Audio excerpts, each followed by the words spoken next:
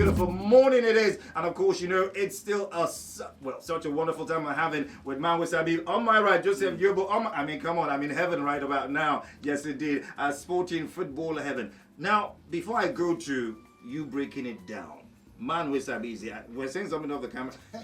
What caused the quarrel between you guys? That you were Man Wasabi was actually threatening to less Yobo's muscles. Why? No, like this. No, that's for training. You know, we just there for training. That is very funny. At times I just there, I remember, we just laugh. Now you can laugh about it. Yeah. Sometimes Justice Christopher will call me. He will call me. He will say you. Now you say you go less Yobo muscle. You will say you go beat you. Man, I go start to laugh. You know, it's been, it's fun all the way. You know, it's the truth of the matter is, if you see people where they very real, where they very, very, as in take their job seriously, and they very real, as in real, they don't see white, call them black. Now the kind of person here, and that's why when you can't see that kind of thing for my body too, and that is why me and them we be like, our party will not be small because we don't see white. The point saying a lie and a black with this and kuro they say I'm saying a white. No. I think both of us come through about the same time. Maybe one or two. One game. But coming through and seeing our own setters with the come, I think by the grace of God, both of us were outstanding. But in the pitch, the first time we will get that argument him AJ boy, so him they so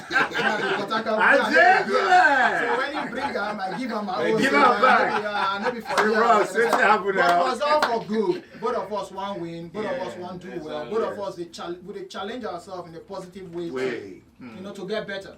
In they always play, they always play. But at least it ended there when we get to dining, we sort ourselves here out. Like you rightly said, this guy is a real nigga, man, a real dude. Now one of the most outstanding players when I play with, both on and off the pitch. Now one of the people where any day, anytime, he called me, I call him. We did there for each other. And like he said, there are a lot of fickle things where they happen around. Lots.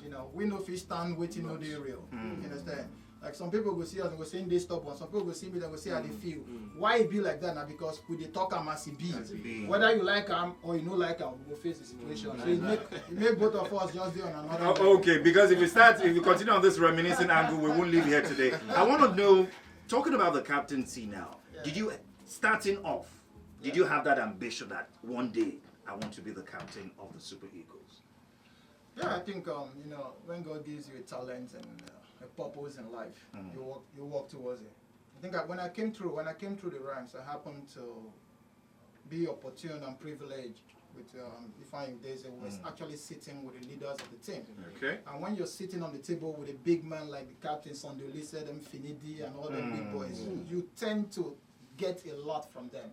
Okay. Like they took me in their hands and make sure. Don't say took. There was anointing early on.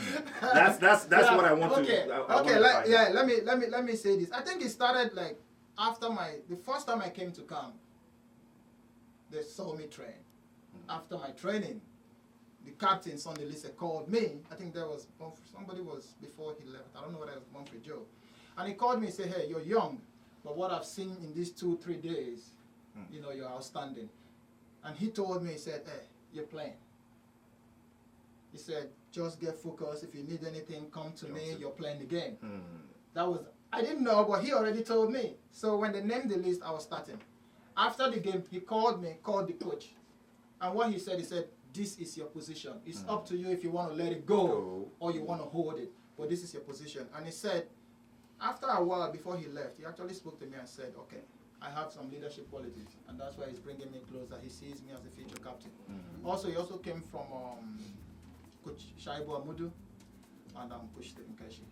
I think after my third game, 2001, after my third game, we played in Namibia. I think we already, won convincingly the first game. So the second game was kind of an average team. Some top names were missing. Now, I captained that game, so that was the beginning of everything. We won. What kind of a pressure was that? What kind of pressure did that put on you, and how did you handle it? Or it was just a normal thing? No, for me it was, like I said, when God gives you a purpose in life and growing up as well, I've always been, been in the front. I'm not the type of guy that always comes behind. So I'm used to facing what I say. I think that was, for me, it was an extra motivation. There was no pressure. You just said position now. Yeah. I know you've played in a number of positions. You've played as a striker, right back, centre back, defensive midfielder. Which position were you talking about? No, I said when God puts you in a position like makes you a leader.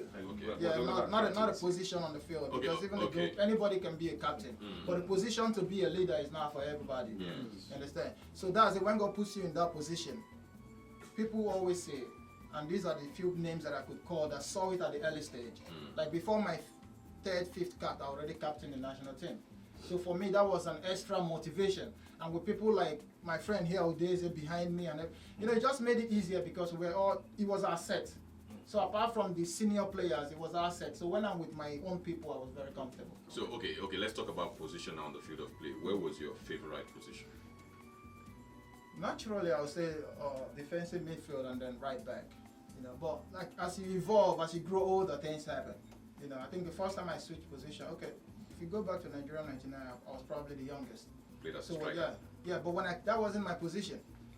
But when I came to camp, you have the senior boys and everybody, so they picked the team, and they didn't get a position for me. So it was like, you go and play there. That's how it happened. So I can't say no because that was the only opportunity I was given in camp. So I went there and I showed that I have something. So they saw that this boy can actually move around. So that's how that playing the attack system started. They actually just put me there to start. As a young kid, whatever position that you find yourself on. You know what I'm thinking? Alex Iwobi, for instance, wants to play number 10 for Nigeria. But there are some big boys in that position. So he has to settle for any other wing. That's how it works with the national team. So the coach does not really look at the talent of the player. But because the player is important and must play, go and play right back, go and play left back. I think so. I think the coach, he's head of the team. The responsibility falls on the coach. So I think that also happened throughout my career. When you were young and you were talented, if you restrict yourself to playing one position, then you miss a lot of games. But when the technical team, especially the coach, believes in you that you have the talent, you have the potential to be better, and also it's a learning curve for you. They try to fit you in to acquire much experience while you're still learning the trade. Now, the role of captain comes with a lot of things. You have to battle or balance the players, the coach, administrators. How did you cope? Who challenged you the most? Was it your teammates? Was it dealing with the coach? Was it dealing with the authorities?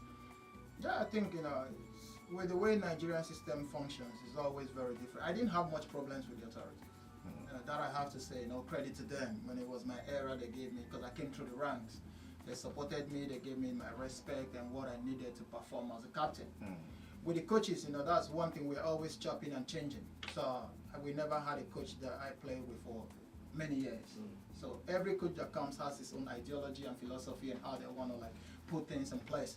But did that always go down well with you, the captain, and the players? Because when you speak to, even when he was around, I might be the captain, but then he was also like a captain, so I can't make decisions. I know Mawesabi used to cause trouble. Exactly. We're still going to come to that one.